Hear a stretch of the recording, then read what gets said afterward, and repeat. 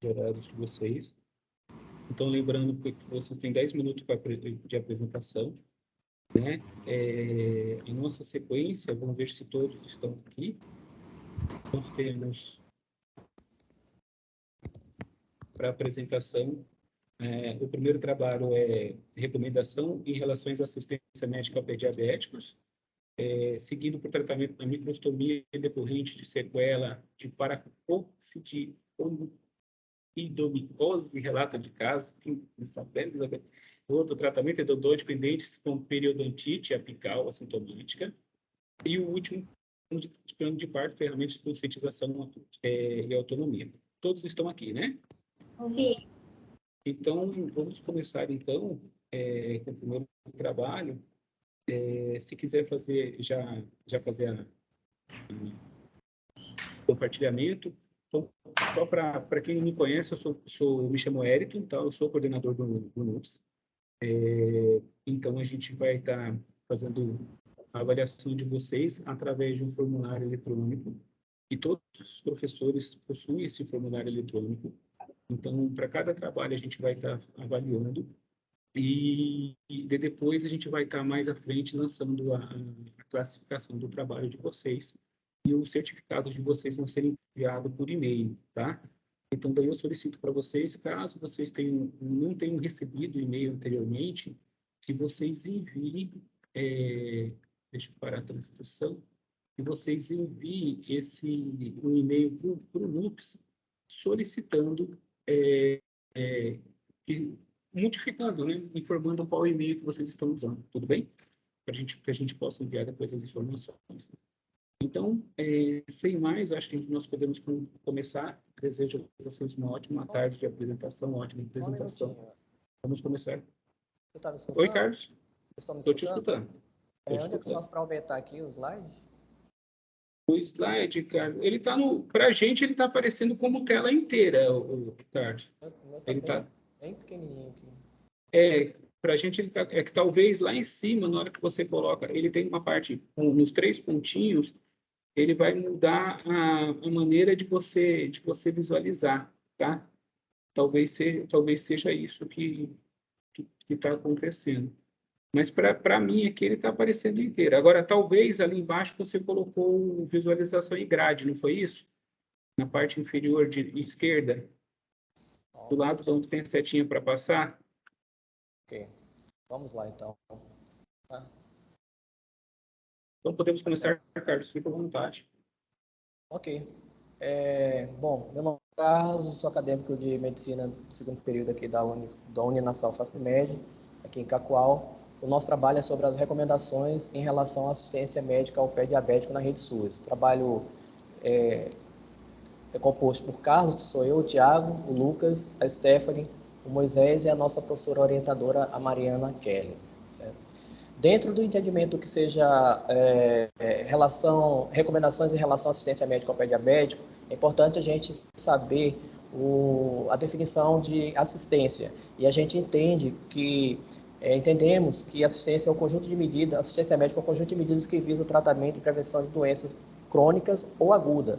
E esse conjunto de medidas, ela não é exclusiva, não é um conjunto de medidas exclusivamente de médicos, mas de toda uma equipe multidisciplinar que exige, né, que é necessário, mais adiante eu vou falar, para que ocorra o tratamento, o acompanhamento do paciente diabético e com comprometimento do pé diabético, que é uma complicação.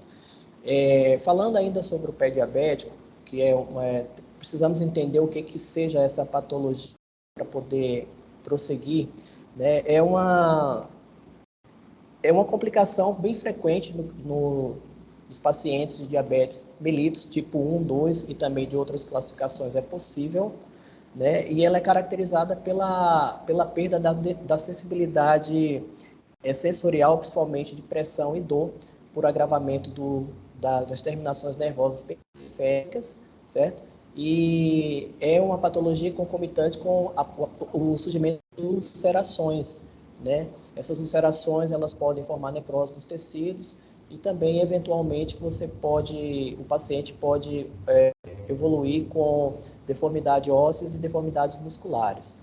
Então, basicamente, o pé diabético, para existir o pé diabético, tem que ter, que também nós encontramos em muita literatura, que é o pé insensível, tem que ter essa insensibilidade, né, esse comprometimento dos nervos periféricos, juntamente com as ulcerações. Tá? As deformidades ósseas e deformidades musculares não necessariamente aparecerão, mas são complicações mais graves da patologia. Entendendo como ela ocorre, nós sabemos que a glicose C6O12, C6H12, agora eu esqueci a fórmula da glicose, bem na hora da apresentação, mas não importa. É um monossacarídeo simples, proveniente do desdobramento dos carboidratos, né? E todo mundo, justamente, o diabetes é esse excesso desse monossacarídeo circulante na circulação, na corrente sanguínea, e essa patologia ocorre justamente porque esse monossacarídeo em excesso ele vai aumentar a viscosidade do sangue, comprometendo assim a circulação. Com essa circulação comprometida, a perfusão sanguínea nos tecidos periféricos, como o pé, extremidades dos dedos, olhos, ela fica um pouco mais comprometida. E aí o que acontece? Os nervos não sofrem irrigação, né? E aí ele começa a haver deformidades, ele começa a sofrer um processo de necrose e a pessoa vai começando a perder. E aí vai começando a parte de insensibilidade. A pessoa vai perdendo a sensibilidade de dor, de tato, e aqueles pacientes que possuem alterações ortopédicas no pé, que tipo de alterações ortopédicas eu estou falando? Pé calvo, joanetes, né, e outras situações, ele não consegue perceber a sensação dolor no pé, e aí a carga nessas áreas ele não consegue sentir e não consegue aliviar a carga fazendo o processo de ulcerações. Essas úlceras aparecem, então, né, em decorrência dessa falta de sensibilidade e dolor do paciente, e ela pode evoluir com complicações de infecções e outras complicações. Então, isso seria o que seja o pé diabético, né? Entendendo que SUS é o nosso sistema de saúde, né? Ele não só promove a saúde e a prevenção de doenças nas 3 esferas, municipal, estadual e através do Ministério da Saúde, mas como ele também capacita os demais usuários, médicos, enfermeiros e todos os usuários que compõem a equipe multidisciplinar de saúde do SUS. Ele promove algumas capacitações. Braga e os demais autores citam que o pé diabético é uma complicação que ela traz bastante aspectos sociais e econômicos. Ela aumenta o drama, leva o paciente a uma condição mais dramática de vida, diminui a qualidade de vida do paciente e, portanto, ele relata isso como um fator social e econômico importante, até porque impede o paciente de ir e vir normalmente. Nossos objetivos gerais é compreender como é que a assistência médica em relação às condutas de destino do paciente com pé diabético no SUS, e as específicas é demonstrar a importância do médico, e eu diria aí que não é só o médico importante, e também a relevância do SUS para o tratamento desse tipo de paciente.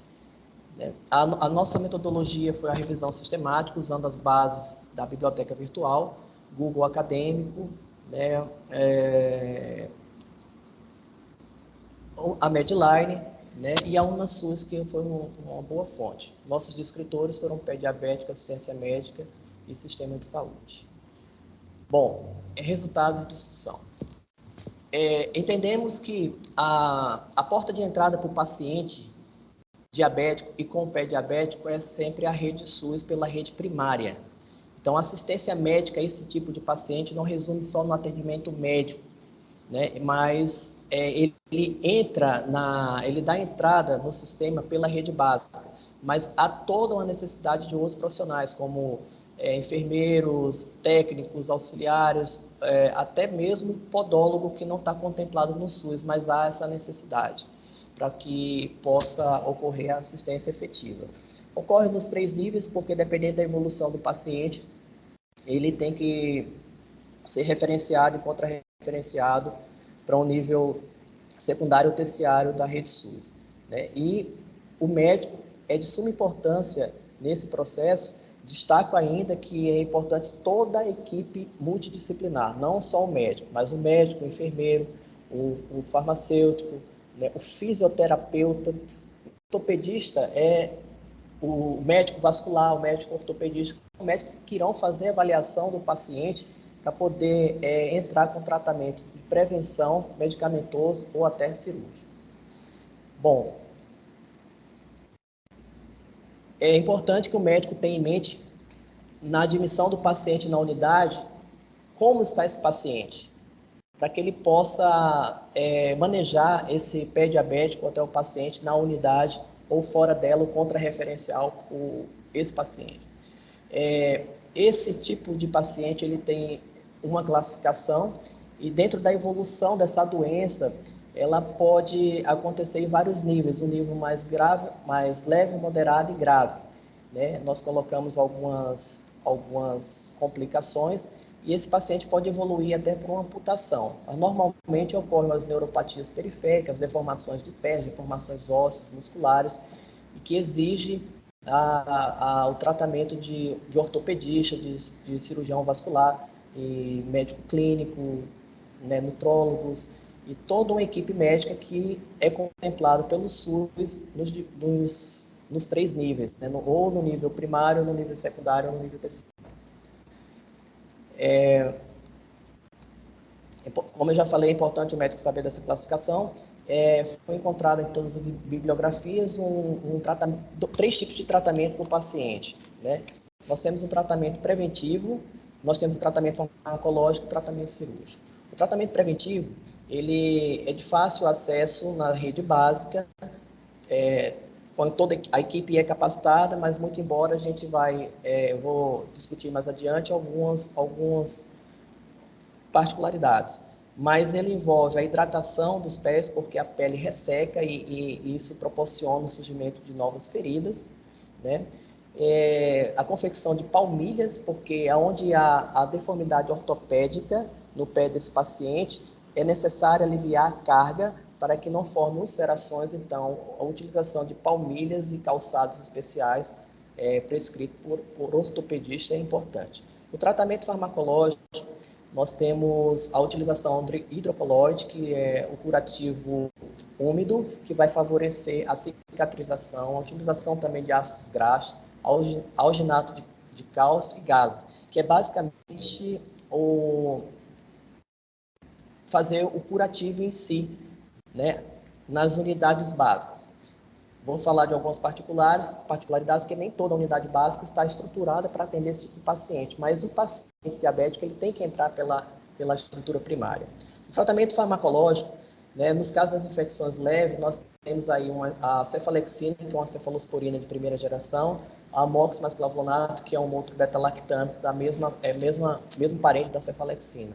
Acontece que um é um cefalosporina e o outro, os dois são beta-lactames, mas um é da classe da cefalosporina. Nas infecções moderadas, nós temos aí já uma outra classe de antibióticos, que é a ciprofloxacina e a fluoxacina, que são 2 quinolonas, a clindamicina, ou ainda a utilização de uma cefalosporina de terceira geração, que é de utilização parental, que é a ceftriaxona.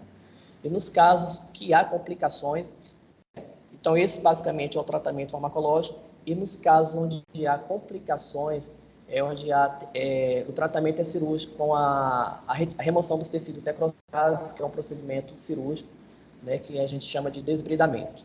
E também ou a amputação, que é a última escolha.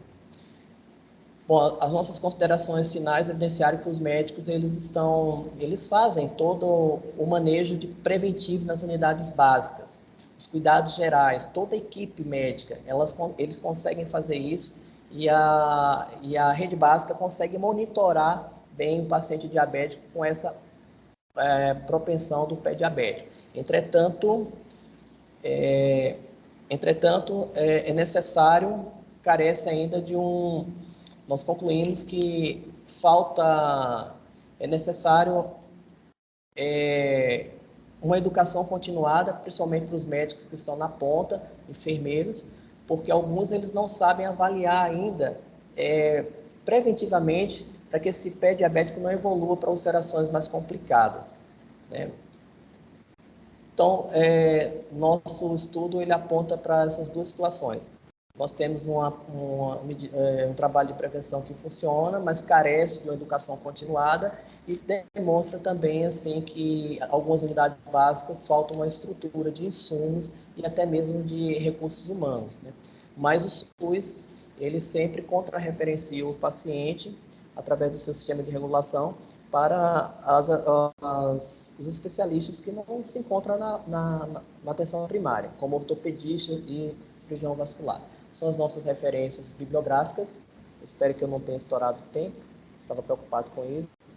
Nossas referências bibliográficas são essas e nossa apresentação se encerra aqui, me colocando à disposição aos colegas e professor para qualquer tipo de dúvidas e esclarecimentos.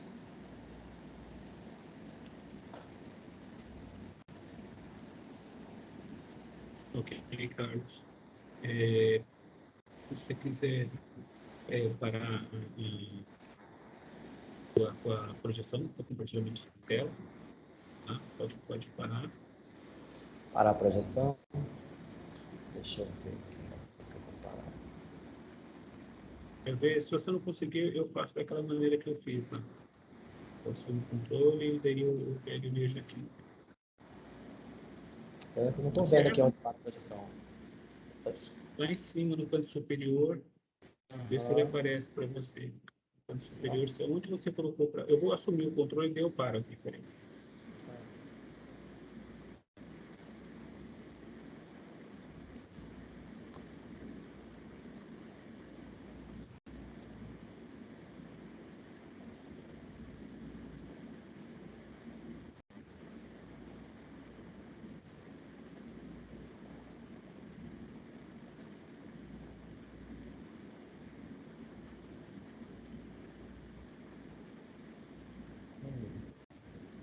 Alô? Cortou.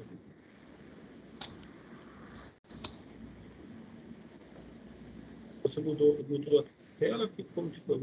Eu estou projetando a tua tela agora. Você mudou, Carlos? Coisa ou não? Tá muito ruim o som, professor. Não estou conseguindo entender. Isso, parece que está projetando sim a tela dele. Tá parecendo que você está projetando a tua tela. Lá em cima tem um xizinho, ó, parar do lado do sair. Do lado de sair tá um xizinho, esse, do lado. Parar de... Não, em cima. Do lado de sair. Já sei.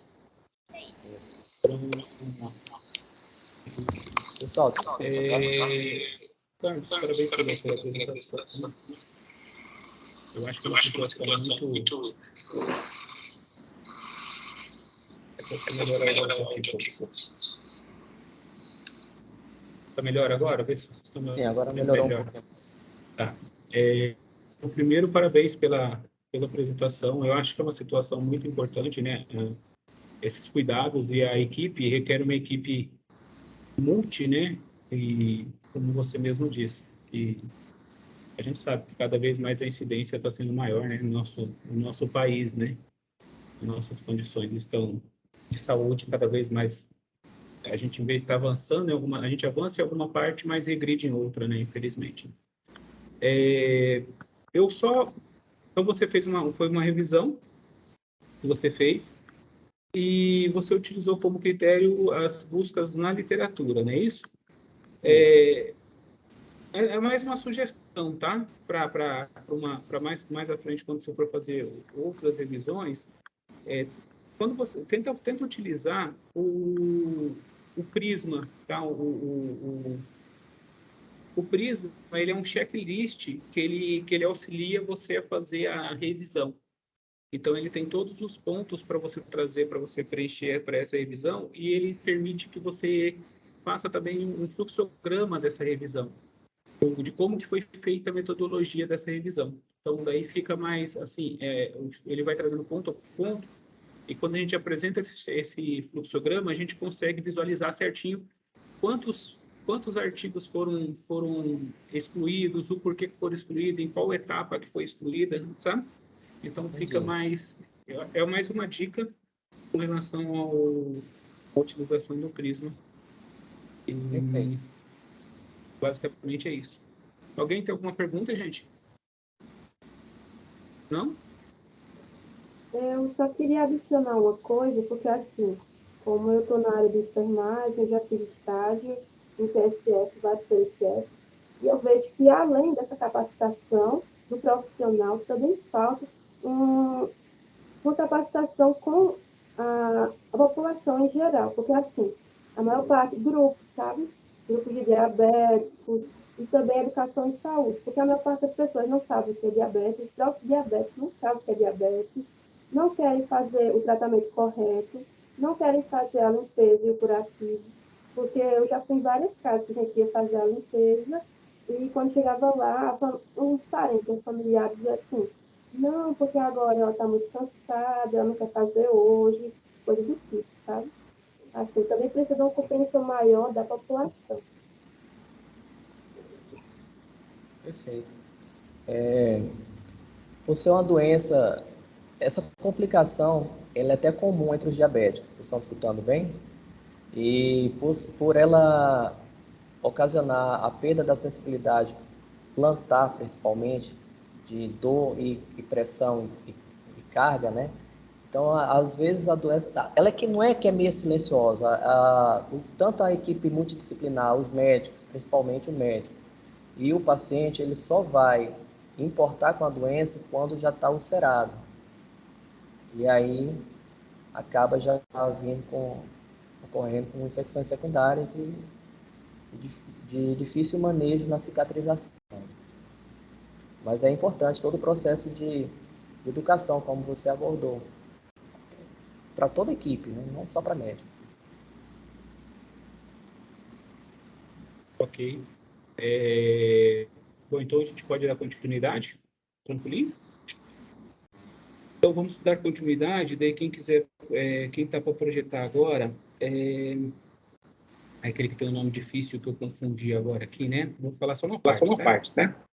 Tratamento de microstomia decorrente de sequela. De paracose de ordomicose.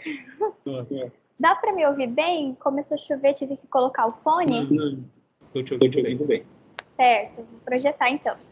Oi, Isabela, eu peço que você projete, e daí você me dá eu vou só dar um pulo na outra sala, me chamar e já volto aqui. Ok. Um segundo. Ok.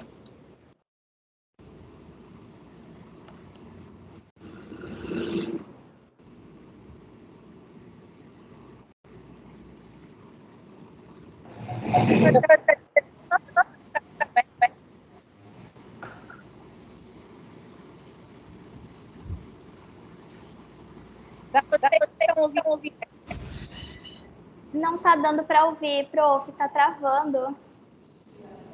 Para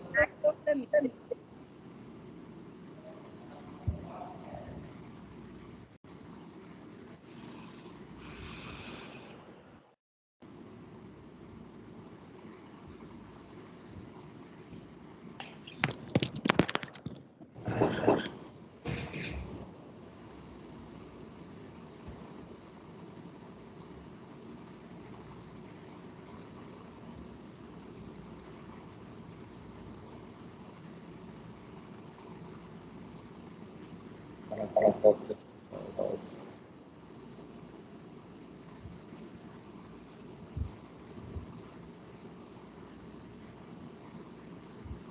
vulvoblastoma.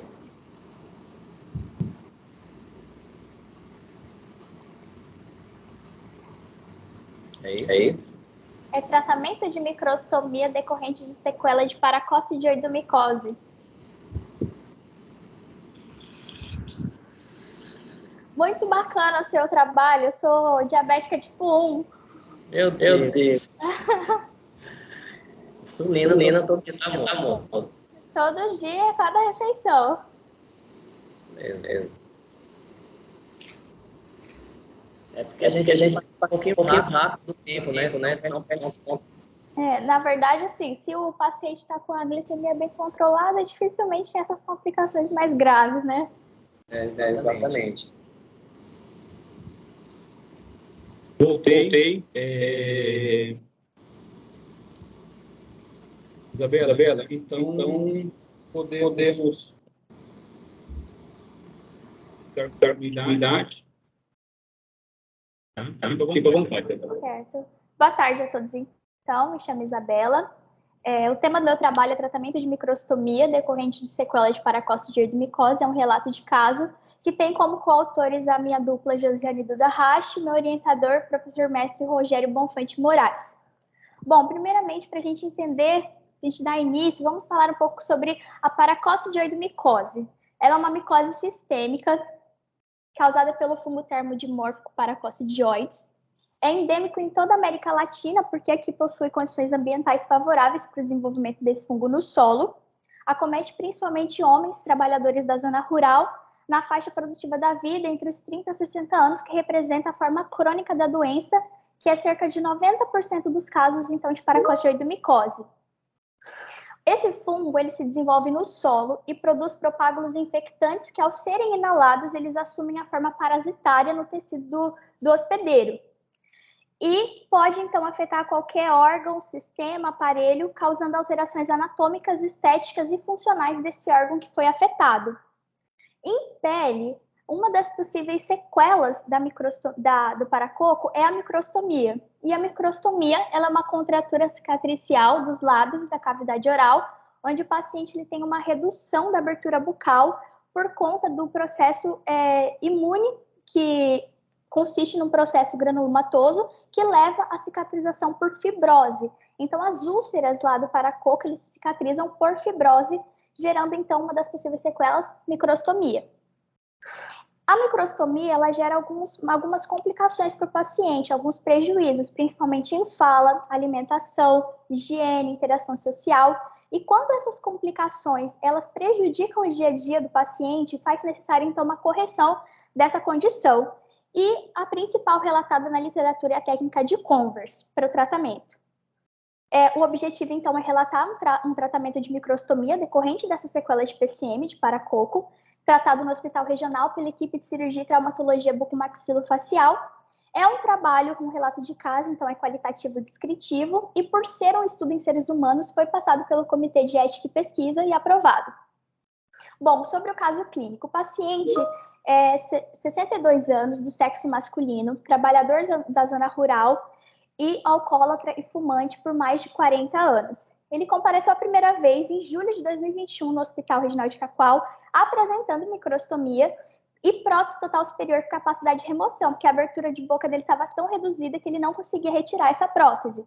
Na anamnese foi constatado que esse paciente, há 3 meses atrás, ele tinha comparecido ao Centro de Medicina Tropical de Rondônia, o CEMETRO, em Porto Velho, com úlcera vegetante na região perioral, onde ele recebeu o diagnóstico de paracoccidioidomicose na forma crônica e teve como programação terapêutica itraconazol de 1 a 2 anos.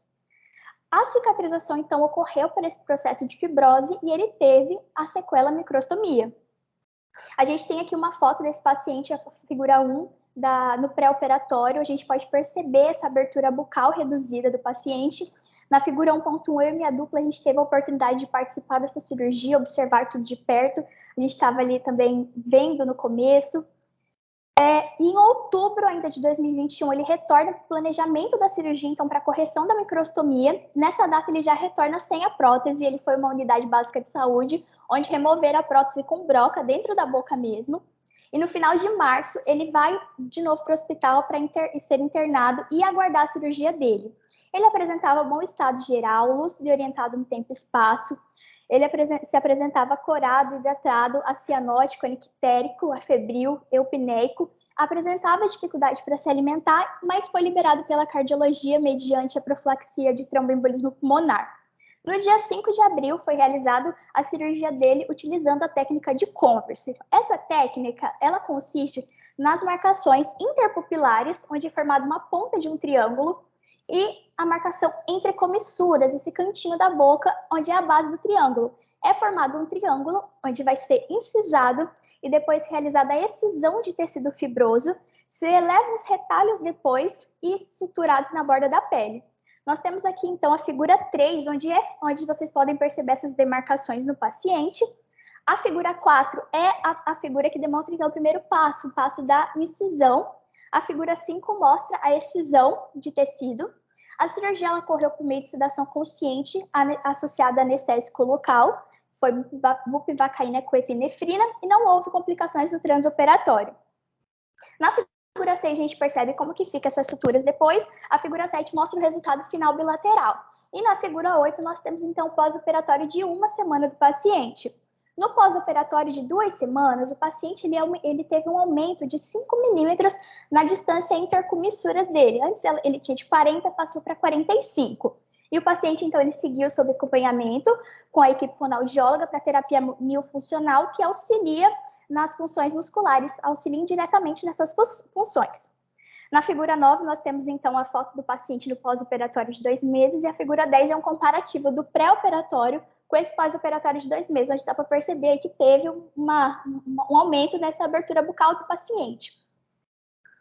Na literatura, diversas causas são apontadas para a microstomia. Além da infecção fúngica, tem queimadura química, lesão térmica, elétrica, e os prejuízos, eles são anatômicos, estéticos e funcionais, levando a prejuízos psicológicos também. O paciente tem pouca interação social, e o tratamento ele pode ser realizado cirurgicamente ou não, como também pode ter um tratamento preventivo, com uso de talas, uso de tracionadores. Mas o que vai demandar isso vai ser se o paciente recebeu ou não atendimento imediato.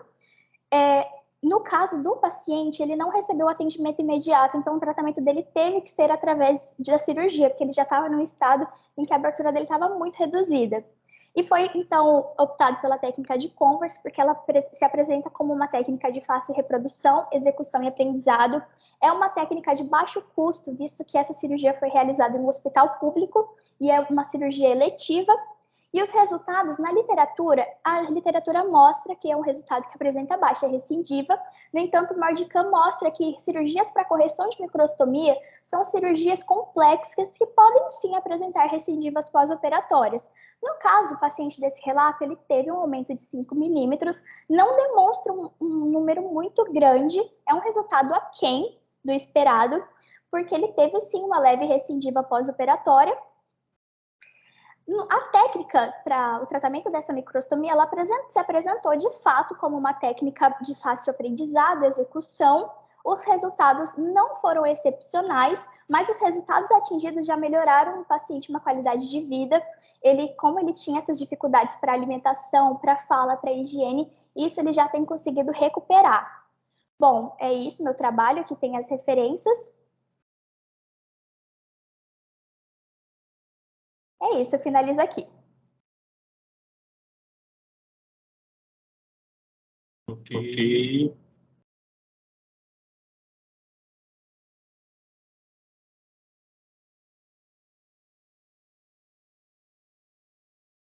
Se alguém tiver alguma dúvida. Eu querendo tirar o meu... Está dando microfonia. Mas a microfonia eu já sei o porquê que é. É que eu tô com 3 salas abertas ao mesmo tempo. Porque eu tenho que ficar correndo.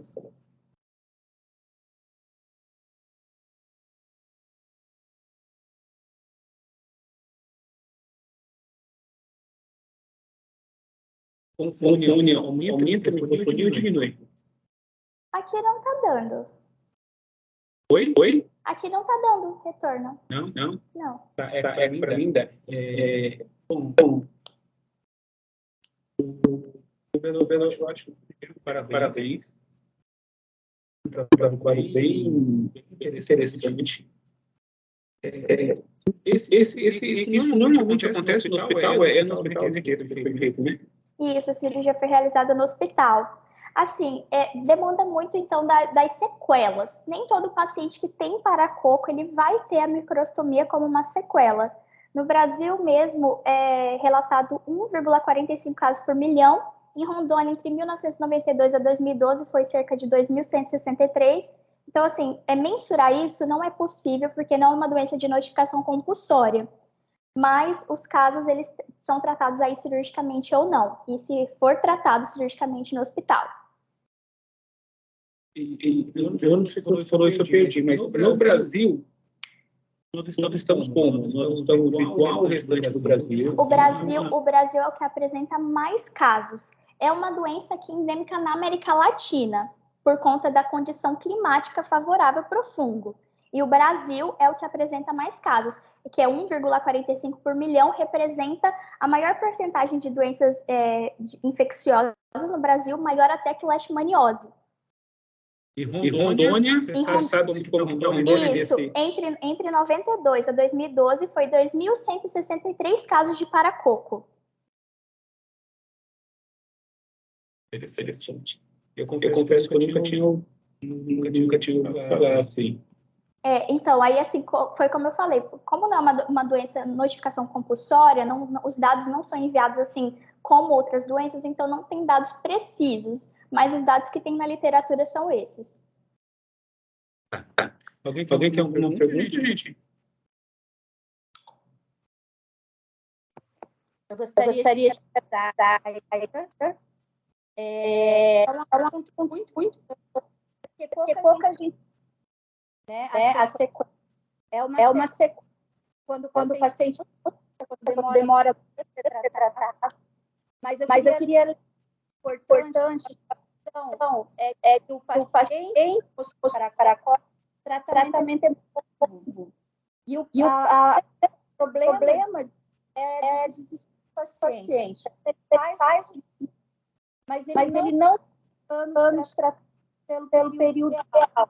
E aí essas coisas vão vir com por causa do tratamento. Sim, e também a literatura relata que não tem como curar definitivamente. Então, mesmo depois do tratamento, é necessário que o paciente ele faça acompanhamento periódico. E muitos somem depois, né? Isabela, você poderia falar um pouco como ocorreu o diagnóstico do paciente para paracoco?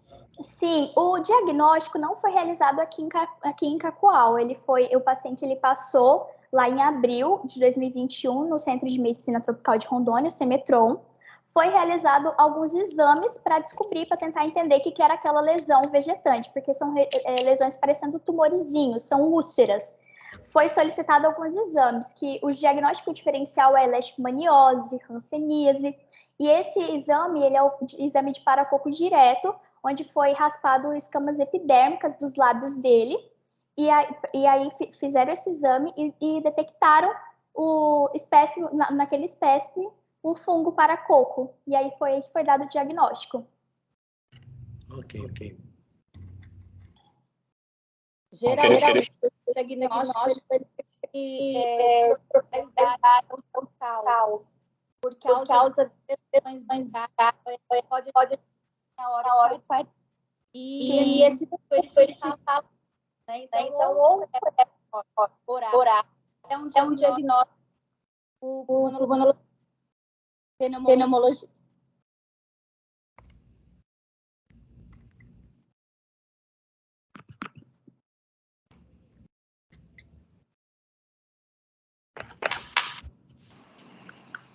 Então seguir para de compartilhar. Pessoal, eu postei nos comentários um link da lista de presença, já faz um tempinho. Depois, se vocês puderem clicar nesse formulário e vocês fazerem um preenchimento, tá? Fazendo um favor. Então, agora vamos na sequência. Nós temos o tratamento odontológico em dentes com periodontite apical assintomática. Isso? Isso. É você, Luara? Sim, sou eu. Tudo bom, Luara? Se você quiser fazer um compartilhamento da tela, tá? Para a gente começar.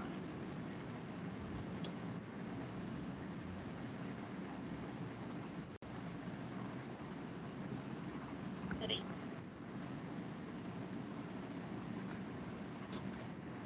Aonde que eu faço? Lá em cima, Luara, do lado de sair, ali entre sair e microfone. tem uma setinha para cima, um quadradinho de setinha para cima, escrito compartilhar. Se você clica ali... Janela, amiga. Isso, ele vai dar a opção de você compartilhar a tela inteira ou só a janela. Isso. Apareceu? Isso. Já veio, agora é só você colocar para apresentar. Sim. Lá no slide. Isso, tá ótimo, perfeito. Podemos começar, Luana? Sim. Então, fica à vontade, tá? Então, pode ficar à vontade com a tua apresentação. É boa apresentação. Obrigada. Primeiramente, boa tarde a todos. Quero cumprimentar os meus avaliadores e agradecer a presença de todos na minha apresentação. Meu nome é Luara Campini dos Santos e a minha orientadora é a professora mestre Tatiana Furtado. Meu trabalho tem como tema tratamento endodôntico em dentes com periodontite apical assintomática, sistema de preparo biomecânico Lima-Zeme e relato de caso. A principal finalidade da endodontia é promover a prevenção, o diagnóstico e o tratamento, de patologias pulpares que afetam a região pulpar e demais tecidos que compõem essa região periapical dental.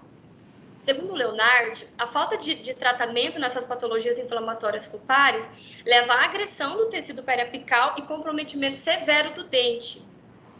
Nesses casos, costumam surgir inflamações que desencadeiam um processo degenerativo, que, de acordo com Bardal-Will, 2012, dentre essas lesões inflamatórias, está a inflamação do tecido conjuntivo, da gengiva e até mesmo do osso alveolar.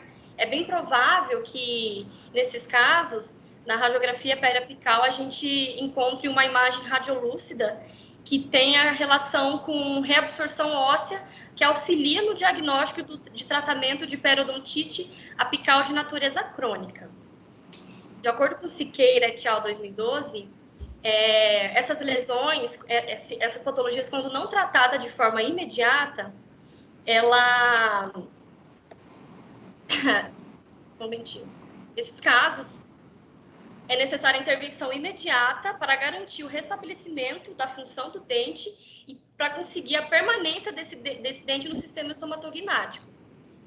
O insucesso do tratamento, na maioria das vezes, ele ocorre a erros iatrogênicos ligados à instrumentação do sistema de canais radiculares, como, por exemplo, a trepanação, desvio de conduto, perfuração do conduto do canal radicular e até mesmo a fratura da lima dentro do canal. Devido a isso, a empresa Eise fez o lançamento das Lima-Zeme a fim de sanar esses erros detectados anteriormente. O trabalho tem como principal objetivo evidenciar um tratamento endodôntico em paciente que foi diagnosticado com uma lesão óssea extensa e periodontite apical em dentes anteriores, empregando nesse tratamento o novo sistema de Lima-Zeme e demonstrando os benefícios que essa ferramenta de corte pode oferecer no preparo biomecânico. Trata-se de um relato de caso, tem abordagem qualitativa e longitudinal, do tipo descritivo e experimental, realizado no Centro Universitário Unifacimed e Unisassal. Deu-se início ao diagnóstico e o tratamento endodôntico. O primeiro contato com o paciente foi no mês de abril de 2022, onde já foi dado início ao tratamento endodôntico. Foi feito o acompanhamento do paciente até o mês de novembro de 2022, para acompanhar a total revolução do tecido ósseo. Aqui na figura 1B, a gente pode avaliar que realmente tem uma lesão bem grande ali, uma imagem radiolúcida no ápice desses elementos. O paciente do gênero masculino, de 41 anos, que procurou a clínica odontológica queixando-se de um dente quebrado. Na anamnese, ele relatou que possuía problema cardíaco e hipertenso e fazia uso da medicação losartana potássica. Aqui podemos avaliar a figura 1, uma fotografia frontal, e a radiografia inicial, a lesão, que às vezes esse paciente nem imagina o grau que já está, Acho que é só um dente quebrado. Então, na primeira sessão foi feito o tratamento endodôntico do elemento 12 em questão. Então, foi feita anestesia local, acesso coronário, isolamento absoluto. Deu-se início à modelagem do terço cervical e médio com a Lima-M 70.03, onde podemos verificar na figura 2A. Após o terço cervical e médio, a gente realiza a odontometria eletrônica para a gente obter o comprimento real de trabalho do dente, que nesse caso, o elemento 12 continha 18 milímetros de comprimento de trabalho.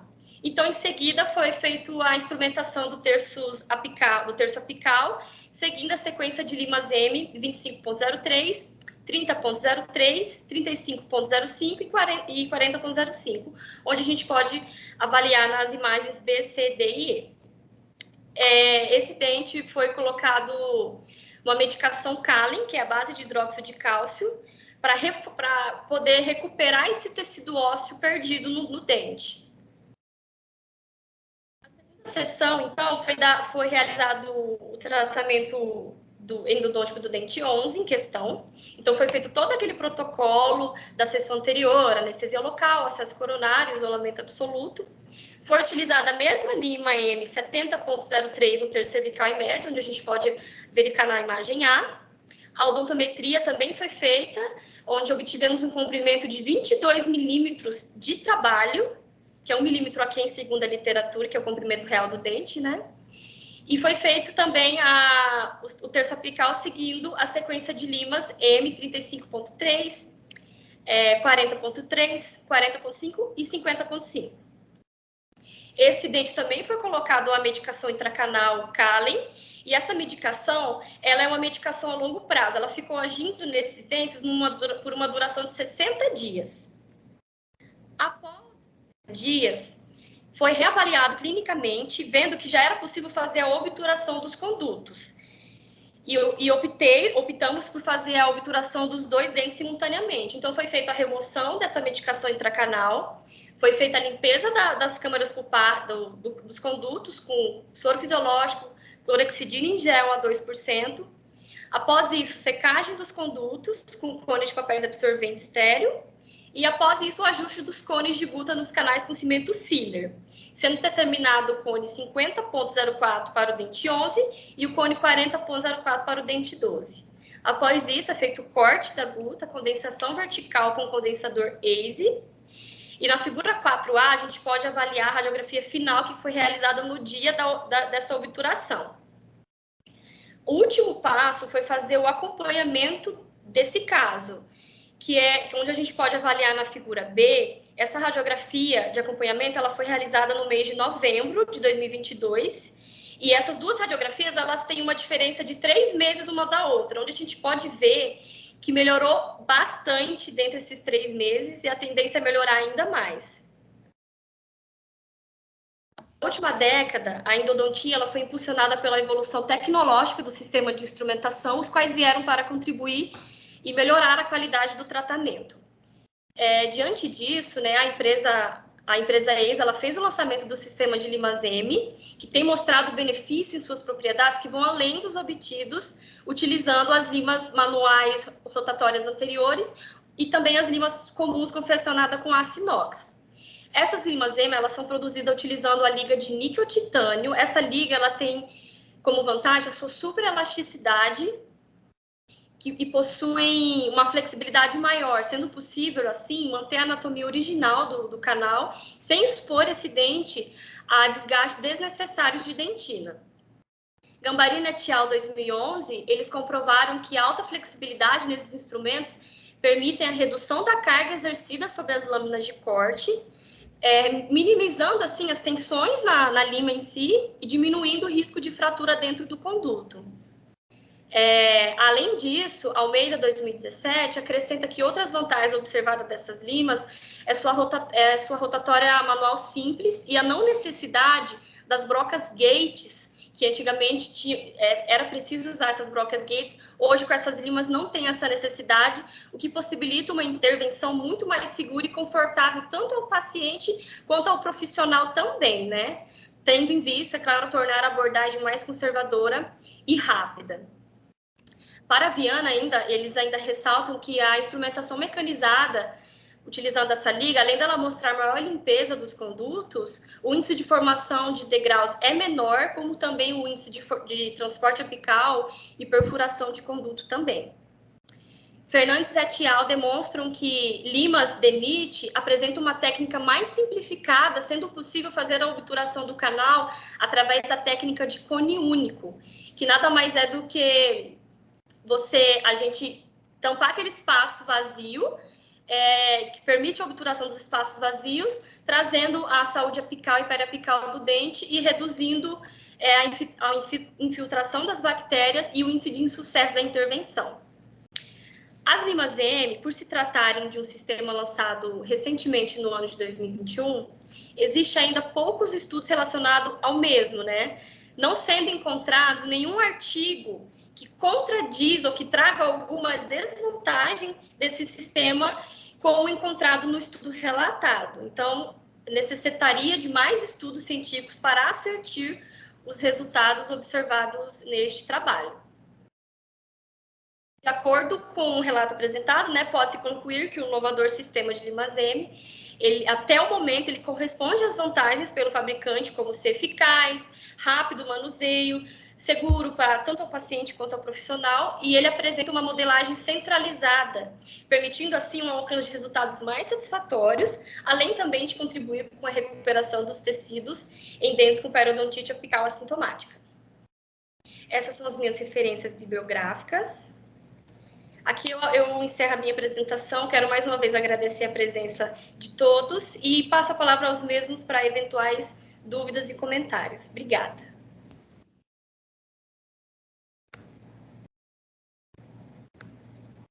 Posso sair aqui? Posso...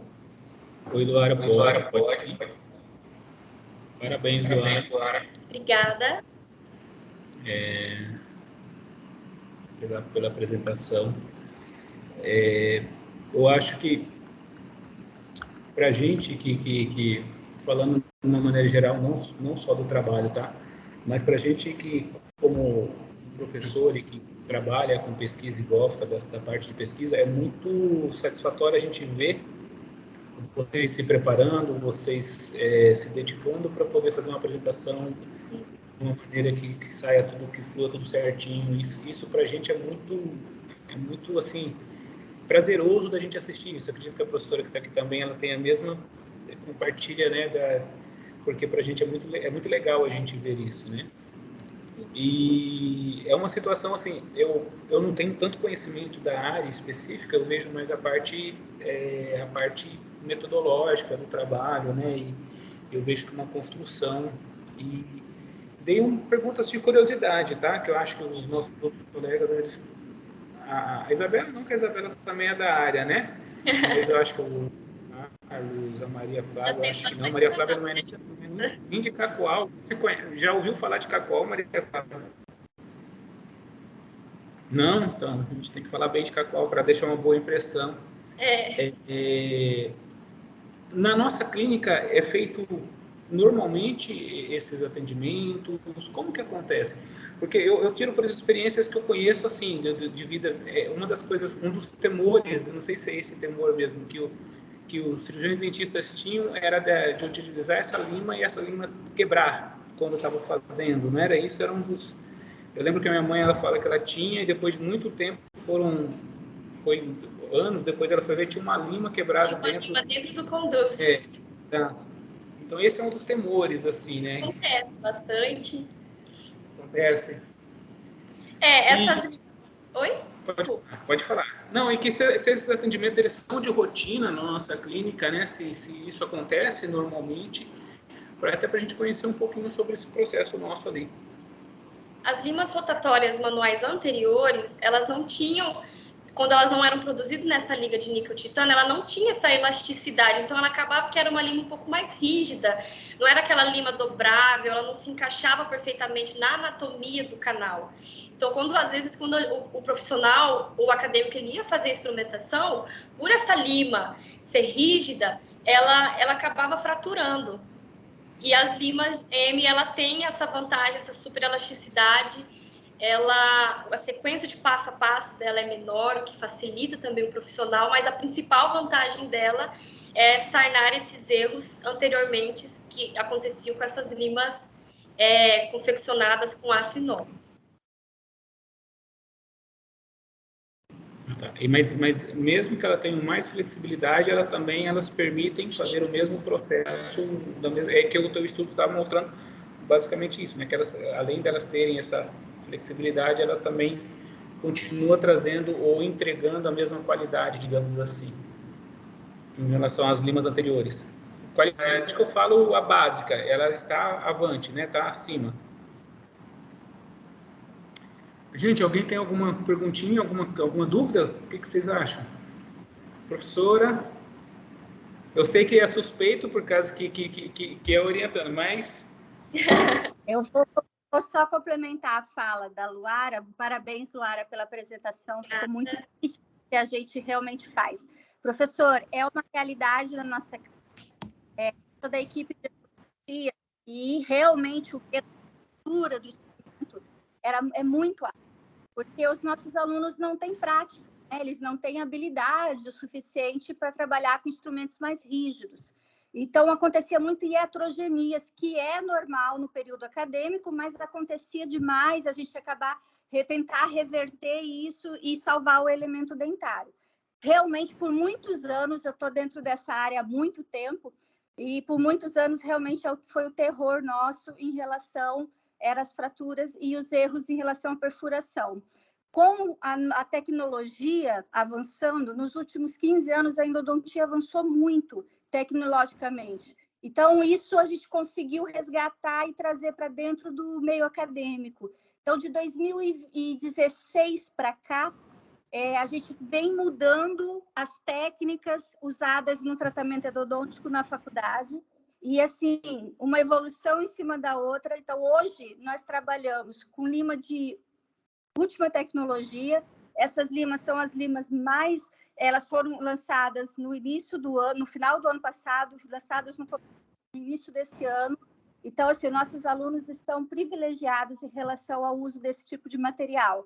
E isso diminuiu muito os erros cometidos dentro do campo. Então, a gente vê que, além de aumentar a qualidade, porque realmente aumenta a qualidade, porque é uma lima também que traz um conforto para o aluno, que se sente mais seguro e mais feliz. Por isso que a gente tinha tão pouco endodontista, hoje a gente tem mais endodontista, agora eles são mais felizes e com os resultados. Então, a gente realmente trabalhou, está assim, caminhando com um avanço muito grande. Estou muito feliz em fazer parte da equipe e trazer para a Uninassal. A Uninassal aceitou de braços abertos a tecnologia, e a gente vem implantando aí, tem saído excelentes profissionais da nossa área. Que legal, que legal. Parabéns. E a gente fica feliz com isso, né? De saber que a gente está avançando, a gente, né? Porque eu acredito mesmo, eu acreditava que seria uma dificuldade, porque existe uma curva de aprendizado, né? E essa curva de aprendizado, talvez os aparelhos, os equipamentos, eles não permitem, né, essa curva. E, igual você falou, ela não teria uma flexibilidade, e essa curva não encaixa aí. Mas ótimo, eu acho que isso é perfeito. Tá de parabéns a apresentação, gostei bastante, tá? Como também gostei das outras apresentações da Isabela também, do Carlos também. Eu acho que são momentos assim que a gente... E agora a gente vai com uma colega que vem de onde? Da Paraíba, que você... Maria Flávia? É, isso mesmo, da Paraíba, Campina Grande. É que você é de João Pessoa, da praia? Campina Grande? Ah, então Campina Grande. Você não conhece aqui, eu também, no Nordeste, infelizmente, eu não conheço nenhuma região do Nordeste, assim, nenhum estado eu tenho vontade de conhecer. Quem sabe um dia. Campina Grande tem o maior São João do mundo. É? Uhum. Todo ano. São 30 dias de festa. O que a gente pode falar de Cacoal para ela? O que a gente pode falar que Cacoal tem de bom, gente? Cacoal tem muita gente dedicada, muita gente comprometida. É uma cidade que dá muita opção para a gente, é uma cidade que está crescendo de uma maneira gigantesca e tem muita gente, muita sede de crescer. Eu acho que essa é a principal. O povo transforma o local, né? O local ajuda, mas o povo transforma. O nosso povo, ele é transformador. Ô, prof, Tati, e a capital do café aqui também, né? Cacoal, capital do café. Inclusive, eu ia falar esse ano Rondônia foi prestigiado o melhor café do Brasil. E assim, essa oportunidade que vocês estão muito legal também.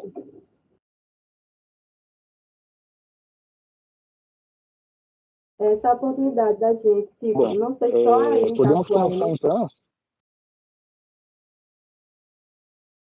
Não te ouvi, pode falar de novo? Eu ouvi agora.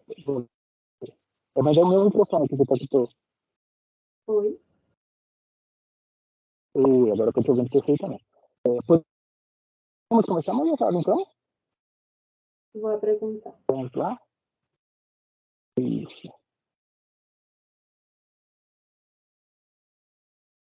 Maria Clara vai estar trazendo o plano de paz, ferramenta de conscientização e autonomia, tá?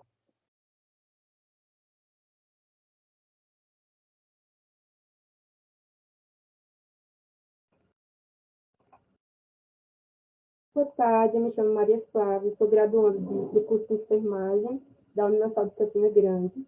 Vou falar um pouco sobre o plano de parto como uma ferramenta de conscientização e autonomia. Na Diretriz Nacional de Assistência ao Parto Normal, ele destaca a importância do diálogo e também da comunicação da mulher com os profissionais de saúde, e não apenas nesse momento do parto.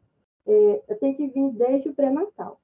Inclusive, no manual número 32 da atenção básica, que trata sobre o pré-natal de baixo risco, ele cita um passo a passo de 10 passos para um pré-natal de qualidade na atenção básica. E nele, ele cita o plano de parto como uma ferramenta para a elaboração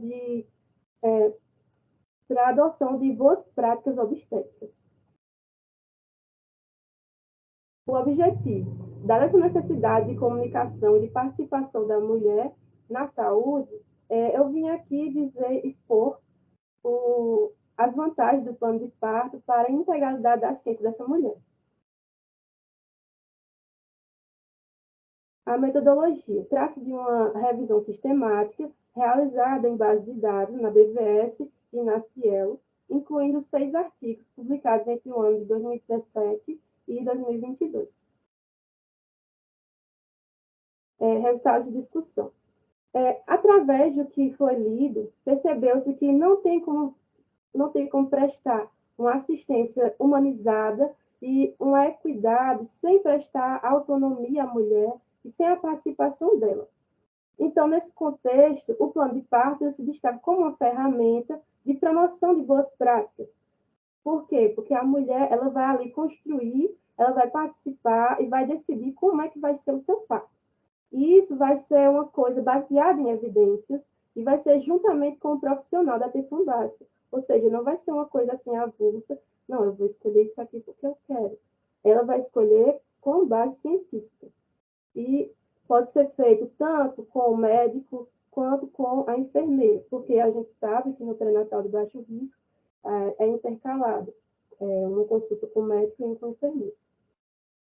Verificou-se também em estudos realizados tanto com puérperas que usaram a ferramenta, como com graduandos da área de obstetrícia, que esse plano de parto, essa ferramenta, ela é boa não apenas para promover uma experiência positiva do parto e esse fortalecimento da comunicação, mas também para promover boas práticas obstétricas.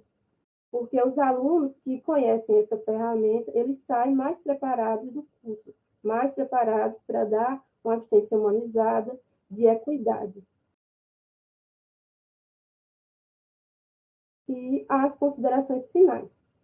Através da pesquisa, é possível compreender como essa ferramenta, o plano de parto, é de fundamental importância para ser implementada na atenção básica. Apesar dela já vir no Manual da Atenção Básica número 32, ela não é obrigatória. Então, eu acho que deveria existir. No protocolo, já existe o protocolo de saúde da mulher, mas eu acho que deveria ser atualizado e ela deveria ser implementada de forma mais concreta, porque é visível que é muito bom, não apenas para a mulher participar da sua saúde, para promover a autonomia feminina, como também para melhorar essa comunicação do profissional de saúde com a mulher. E assim, o Ministério da Saúde, ele disponibiliza um folder com o plano de parto, um exemplo de plano de parto. E você já vai lá e marca a alternativa que você quer, sabe? O plano de parto ele dispõe sobre se a mulher vai querer ocitocina durante o parto, se ela vai querer massagem, assistência de fisioterapeuta, se na hora do parto ela vai querer pegar a criança quando nascer, aparar, que a gente diz, se ela vai querer cortar o cordão, ou o pai, ou o próprio profissional vai cortar o cordão, se ela vai querer aumentar na primeira hora de vida dele, que é chamada hora de ouro, diz também se ela vai querer acompanhantes, e assim, é uma coisa que é muito íntima da mulher, que ela já deveria ir para o parto normal sabendo dessa sua autonomia. Quando ela chega lá no hospital, ela já chega em trabalho de parto e não tem mais opção, não tem mais como ela dizer o que ela quer, né? Então, por isso que era bom preconizar essa elaboração do plano de parto desde o pré-natal. E é isso o meu trabalho. Eu abro aí para vocês fazerem perguntas, se tiverem dúvidas. Ok. Parabéns, Maria. Se você quiser parar o compartilhamento, daí a gente vai conversando. Parabéns pela apresentação, tá? E eu acho que não, com certeza. Esse tema é um tema que cada vez mais ele vem ganhando importância, a importância que deve ter, que já deveria de ter há tempos, né? A gente vê Eu hoje não em estou dia... entendendo direito. Está me ouvindo agora? Estou.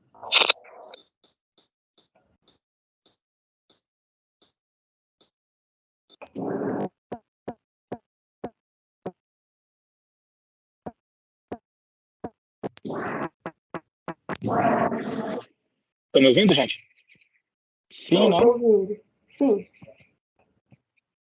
Está ouvindo, Maria? Está ouvindo? Eu estava falando que esse tema, na realidade, ele é um tema extremamente importante, relevante, e que cada vez a gente está vendo que ele está ganhando a importância que ele já deveria de ter há mais tempo, né?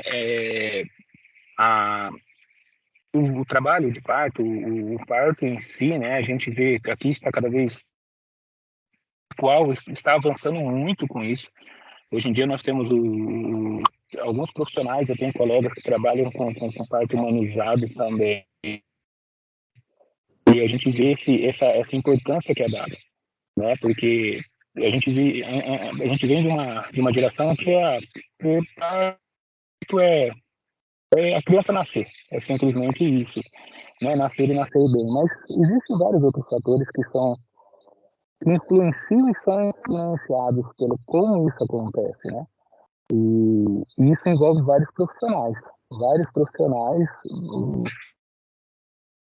que precisam de estar. E o plano, né? Esse plano de como isso vai acontecer é extremamente importante. Eu acredito que deve ser muito importante, ainda mais relevante para as mães, né? De primeira viagem, digamos assim. Porque é tudo muito novo, é tudo muito... Né? Quem acabava fazendo o plano de parto era uma avó ou a mãe né? A mãe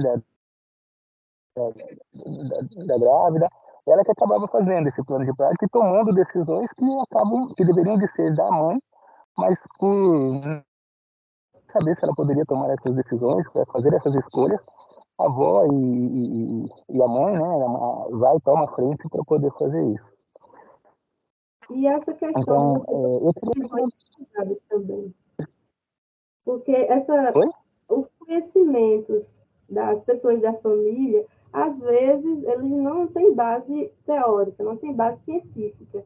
E assim, quando ela vem fazer o plano de parto, junto com o profissional, ele vai explicar a ela a fisiologia, vai explicar a ela o que vai acontecer durante o plano de parto e vai dar as opções a ela. Não, olha, a ocitocina serve para isso, você vai querer usar, mas fique ciente que, se for necessário, se o trabalho de parto não estiver andando, a gente vai precisar usar, entendeu? Essa questão, assim, de você saber construir, saber fazer uma educação em saúde. Por isso que é uma ferramenta de conscientização também, que você vai ter a conscientização dessas gestantes, entendeu? Até porque uma outra situação que acontece é que cada parto, a gente também tem essa ideia de que já tem mais experiência, já está no segundo, no terceiro, já isso. Mas não, a gente percebe que as dúvidas, né, as pessoas apresentam algumas dúvidas diferentes em cada momento. Eu tenho experiência pessoal, porque a escadinha em casa, a escadinha em casa ela é meio diferente. Eu tenho um filho de 21 anos, tenho um filho de 11 e agora estou com uma neném de 9. Então a gente foi vivendo essas experiências e 9 a sua esposa ela já está tranquila com isso? Não, nós tivemos várias dúvidas, tivemos vários questionamentos e todos os outros foram normais. Daí a Manuela veio com de cesárea, então foi toda uma preparação, tudo. E também quebra essa, não, já é experiente e já sabe. Também não é bem assim. E eu acho que o plano, ele ajuda nisso que você falou, de informar, de possibilitar escolhas, de fazer com que a pessoa saiba escolher também, porque também só possibilitar a escolha sem que a pessoa saiba escolher, e sem dar possibilidade que a pessoa faça a escolha correta, é difícil, né? Imagina a pessoa que chega lá, uma pessoa vai ser tratada na clínica e você fala, tem isso, mas você não explica de uma maneira que a pessoa entenda cada coisa. E a pessoa, como que ela vai escolher? Ela não sabe, você direciona essa escolha. E o plano de parto, quando você explica, você mostra o porquê das coisas e deixa, agora você pode, tem possibilidade de você definir como que a gente vai lidar com isso. Eu acho que é isso, né? Se os colegas tiverem alguma dúvida também. Oi? Se os colegas tiverem alguma dúvida, ou a outra professora tiver dúvida também. Isabela. Quero te parabenizar pela apresentação, parabéns pela coragem por vir, né, no simpósio de uma faculdade, de uma universidade tão longe da sua cidade, né? Então, ainda bem que a tecnologia nos proporciona essa troca de experiências. Eu queria fazer só uma pergunta. Aí, na tua cidade, a Rede SUS está conseguindo implantar isso aos poucos? Está tendo essa implantação? Ou ainda não tem? Nem começou? Eu descobri o plano de parto quando eu estava na atenção básica, eu nem sabia o que era. Aí, uma gestante mesmo veio e disse, eu quero fazer o plano de parto. Aí, a gente fez o plano de parto com ela, eu estudei em casa, a gente fez o plano de parto. E, assim, a questão é essa, existe, e ele está sendo mais aderido na questão da parte particular, entendeu? Mas, assim, à medida que ele vai aumentando no particular, porque tem, acho que são 2 empresas aqui em Campina Grande que elas fazem parto normal, sabe? Parto humanizado. Aí, à medida que vai aumentando o conhecimento de que existe isso, que as pessoas também dão mais valor ao particular, né? À medida que vai tendo esse conhecimento, eles vão procurando, né? Aí eu descobri exatamente dessa forma. E quando eu cheguei agora no estágio supervisionado 2, eu gosto da área de obstetrícia, aí eu decidi fazer no hospital de obstetrícia que tem aqui em Campinas, sabe? Que ele é centro. Aí lá a gente percebeu que as mulheres que elas fizeram o plano de parto, elas são muito mais conscientes e tem mais aquela ideia de como vai ser o parto. A maior parte das mulheres, elas chegam lá sem saber como vai ser, ela com 3 centímetros de dilatação, já estão assim, tá perto, entendeu? Essa questão da falta de conhecimento e tudo que a gente vai fazer, a gente tem que explicar a ela. E uma pessoa que já vem preparada para aquilo, que já traz o plano de parto dela, dizendo o que ela quer fazer, agiliza o processo, porque são diversas mulheres que a gente faz o parto, sabe? E assim, eu acho que é uma iniciativa muito boa. É bem próximo do que a gente vive aqui também, sabe, Maria? Eu trabalho dentro da UBS, Cristo Rei aqui é uma UBS de referência, e acompanho e faço pré-natal odontológico, porque aqui o pré-natal odontológico é algo muito realizado com as gestantes, sabe? É um ponto bem positivo, um acompanhamento bacana. E é o que a gente vê o quê? Elas até têm o interesse de fazer o plano de parto, só que a gente tem uma barreira aqui em relação à estrutura, né, à gestão.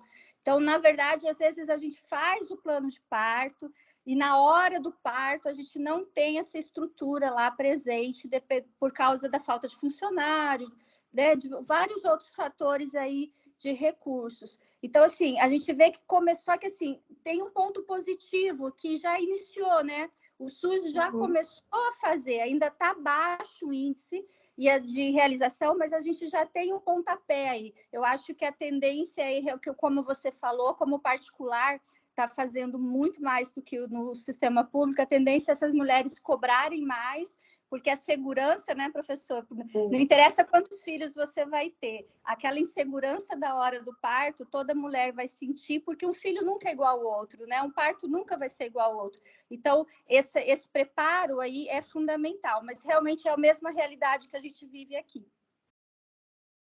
E assim, essa questão do plano de parto, ele tem que ser adequado também para a região, né? O Ministério da Saúde, ele tem esse folder que você pode imprimir e marcar, mas o plano de parto, ele é dinâmico, e você pode elencar junto com a mulher, fazer personalizado, sabe? Por exemplo, no hospital que eu faço estágio, ele tem pediatra, tem fisioterapeuta, tem toda a equipe. Só que nos hospitais particulares não tem pediatra e não tem fisioterapeuta. Se você quiser o acompanhamento, você tem que arcar com os custos, entendeu? A questão é essa. Exatamente falar com a mulher para onde ela vai, para que hospital, fazer o plano individualizado. É assim, não é um plano geral. Para cada mulher tem um parto, cada mulher tem uma experiência diferente, né? Exatamente como vocês disseram. Parabéns pela escolha do tema. Infelizmente é uma realidade nossa, né? Mas eu acho que nós estamos avançando lentamente, mas nós estamos avançando. O serviço, você ir para o setor privado é caro, não é barato. Então, poucas pessoas possuem essa condição, infelizmente, mas eu acho que a gente está avançando. De pouquinho em pouquinho é um trabalho de formiguinha, lento, mas eu vejo, da época que eu estou na área da saúde, vejo que existe uma consciência muito maior, um olhar muito mais atento para essas necessidades. E o tema é muito relevante, eu acho que é muito importante. A gente precisa de discutir. Como todos que vocês trouxeram aqui, é importante discutir, todos trouxeram uma importância, uma relevância muito grande para a gente discutir, para a gente debater.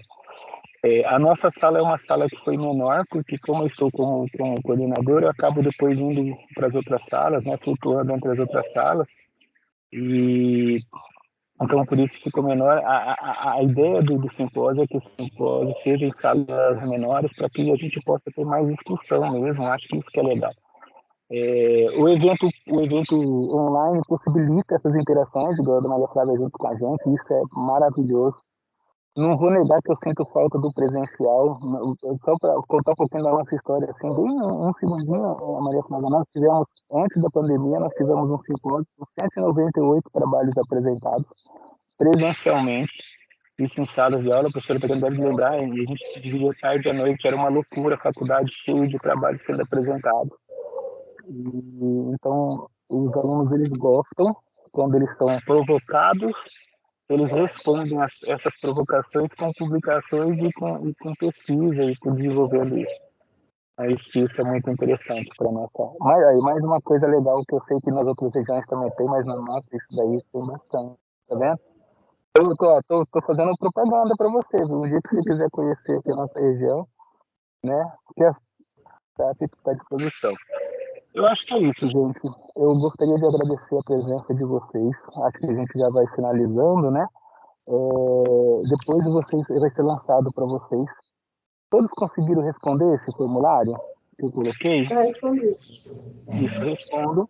E naquele e-mail, a gente vai enviar depois, mais à frente, a gente vai enviar para vocês o certificado. Não falo que o certificado vai sair agora rapidamente, porque a gente tem agora semanas de prova, todo esse período, mas agora no mês de dezembro a gente já está emitindo certificados pelo e-mail, tá? Se vocês tiverem alguma dúvida, tiver algum questionamento, manda um e-mail para o NUPS para esclarecer. E nós vamos estar disponibilizando a gravação, ela vai ficar depois disponível no YouTube, da instituição, tá?